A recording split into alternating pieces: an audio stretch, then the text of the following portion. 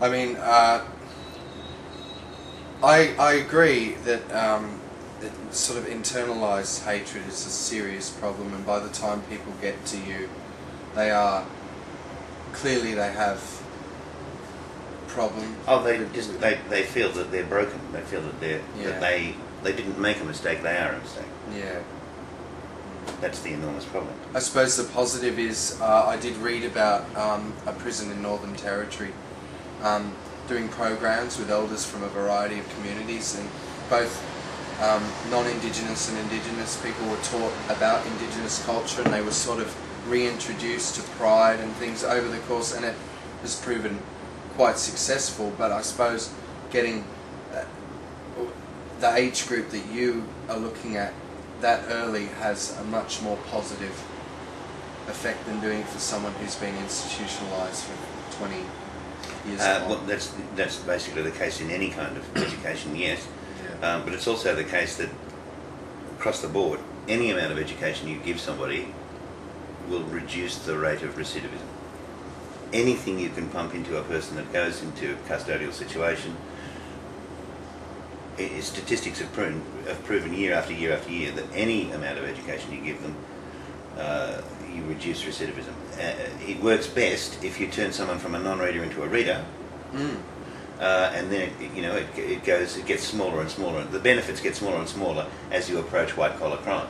Yeah, absolutely. One of the things that I've noticed in reading some of the key actions in the NT intervention, or emergency response as it's called, as it's known or termed, is that they have not, as far as education goes, they haven't had little, if any, consultation with the local community, and they have pulled funding out from community centres and community local places where members are able to share their experiences in the community with people of all ages, and they've just really come in and said, we want all children dressed, we want them attending school, there are penalties for them not attending, and they haven't really looked at the core problem. They've just said, well, if you don't go to school, we're going to step in.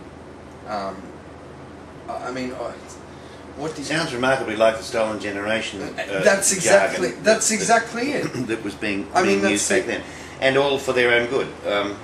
To me, it just reinforces everything. Well, that if you think your kids are going to get taken away, are you going to turn up with them to go to school? Mm. Exactly. I mean, the first thing when I first looked at it and I read it, I went, well, this history is repeating itself. Exactly.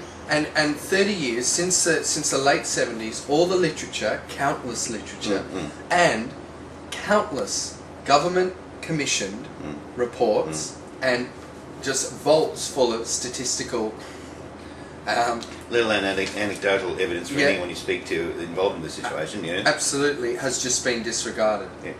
And all the everything that people have fought for, the Royal Commission, deaths in custody, the bringing them home report, it's as if it was just thrown into a incinerator. To me, I mean, I agree. Education is just quintessential. Yes, but a knee-jerk reaction is not necessarily the best way to go. The whole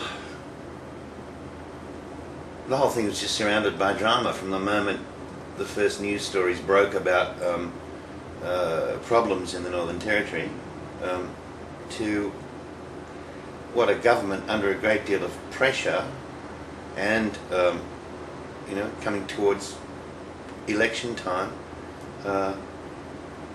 what were they going to do? That's it. It was actually passed in 48 hours through the Senate, so it's a record, I believe, passing legislation.